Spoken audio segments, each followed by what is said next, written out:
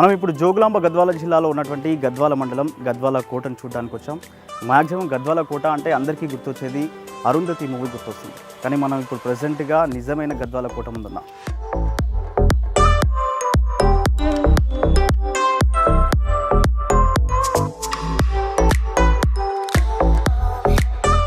ఇక్కడికి మన హైదరాబాద్ నుండి 185 కిలోమీటర్స్ ప్రయాణం. హైదరాబాద్ నుండి ప్రయాణం మొదలుపెట్టి షాద్నగర్ జడ్చర్ల మీదుగా కొత్తకోటకు చేరుకోవాలి.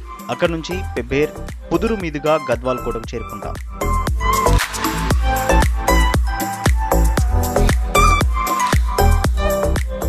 ఈ ప్రాంతం రాజులు పాలించిన ఘన చరిత్ర కలిగింది.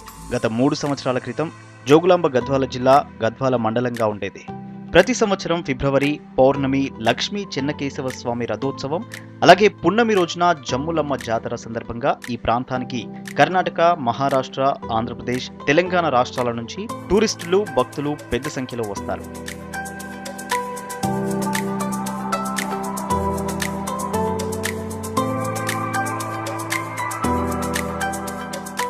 ఈ ప్రాంతంలో ఉన్న కోట దేవాలయానికి 400 పైగా ఏళ్ల చరిత్ర ఉందని పెద్దలు చెబుతుంటారు.